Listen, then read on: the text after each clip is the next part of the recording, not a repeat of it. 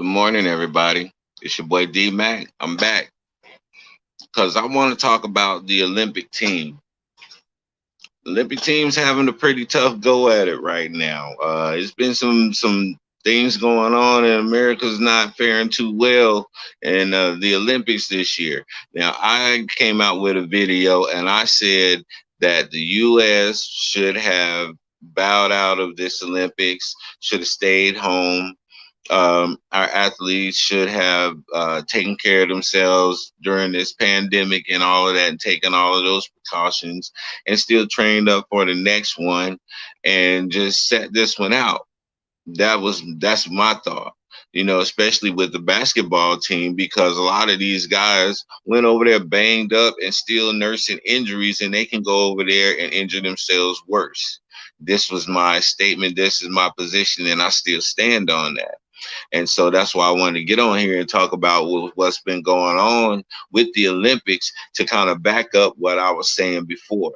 And so we look at it. First, Team USA, they lost two of the scrimmage games to Nigeria and Australia, and everybody was like, oh, that's nothing. These guys really didn't care about the scrimmage. They're going to come into the game, the real game, and they're going to do what they do. Well, they came into the real game and they got embarrassed by France, first and foremost, because I went over that in my other video as to why they're not playing team ball and these guys are playing team ball. And you have guys who from America who play in the NBA, but they go home to play for their home teams. And so you have some people on these teams that are just as good as the NBA guys, and they've been playing for a long time, so they have team cohesion. So that's why America's getting beat like they are. But that's neither here nor there. I digress. So Simone Biles, even our lovely queen Simone Biles, been having troubles. First, when she was on the mats, she daggone did one of her tumbling routines, and she went completely off the mat with so much power. Which I understand, your nerves are kind of up because you're in another country, you're in Japan, and you want to give your maximum effort and performance. And she just overshot it a little bit with her power, and she regrouped, and she still went on to qualify. But also on the balance beams, when she was doing her dismount, man, she almost did it again. So much power that she almost lost it, and she stumbled, and they took some points off for that. But overall, she regrouped, and she still sits at the top of the standings right now.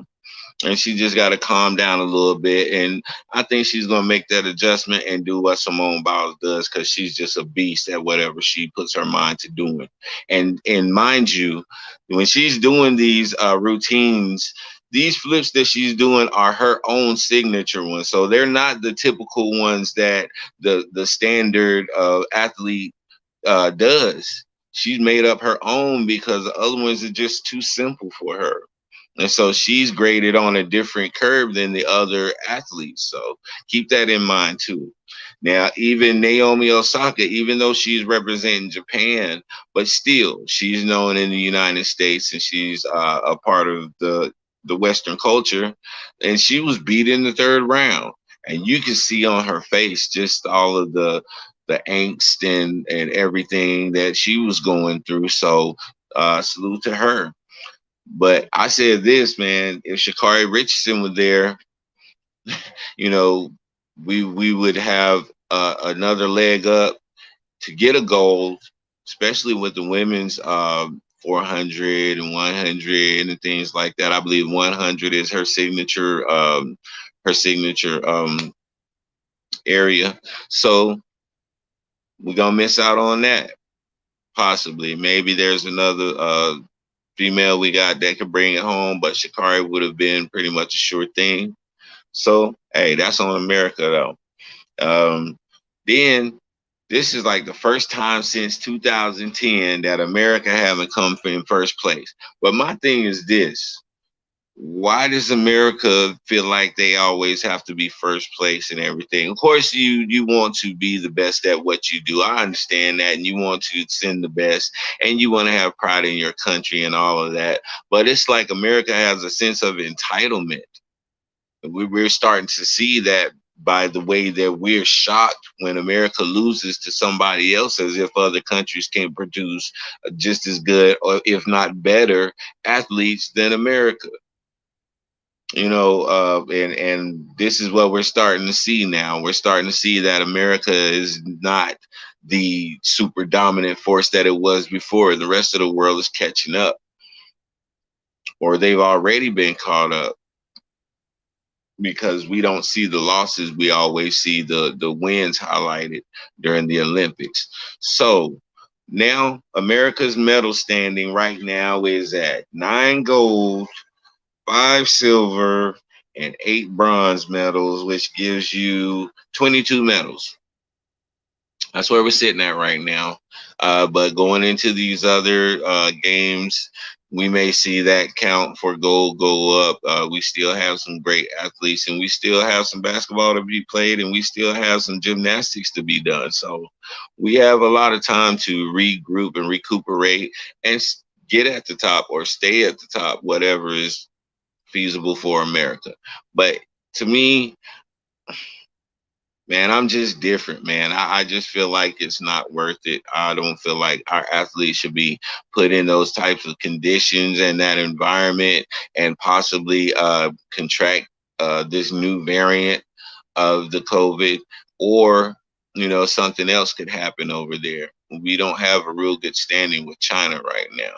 So things can be very sketchy as far as dealing with them and in their on their territory.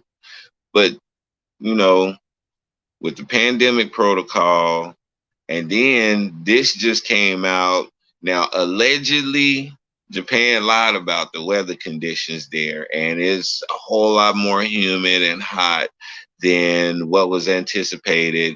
And a lot of these athletes are fainting. They're falling out. Even the judges and stuff are falling out because of this heat and this humidity. So was that done on purpose to give them a leg up over everybody else?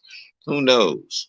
Trying to predict the weather for certain days is definitely a hit or miss. Even our trained meteorologists have a hard time with this, which I'm pretty sure they had a meteorologist on it. And if America and other countries was on top of their game, they would have had their own meteorologists predicting the weather over there around this time as well, just to make sure that everything was on the up and up.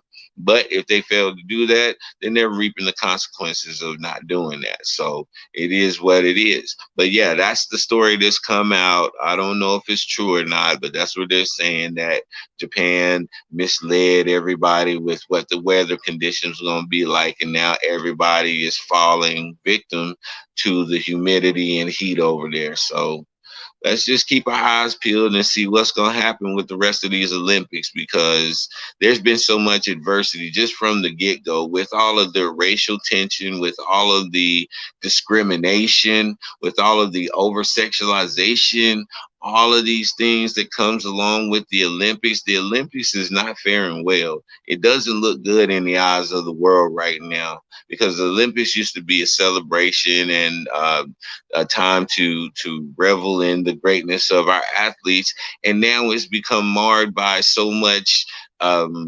scandal and so much discrimination and all of these things that are just taken away from the games. And I think the viewing is going to be down really far this year, because like I said, I'm not watching them. I'm protesting it. And until I see better treatment of all athletes all the way across the board, then I'm not going to watch it. I'll do clips just to come and give y'all information. But as far as me tuning in and actually uh, adding to the ratings of the Olympics, no, I'm not going to do it. I have no interest in doing that. But that's just me personally. Everybody has their own deal. But that's all I really wanted to say, man. America's not having a good run in the Olympics this year. And maybe we need to stop being so entitled and thinking that we deserve first place and actually go and earn it. Then maybe we'll feel a lot better about it. This is your boy D Mac, man. Sticks and stones can break your bones, but the word can always heal you. I'm out.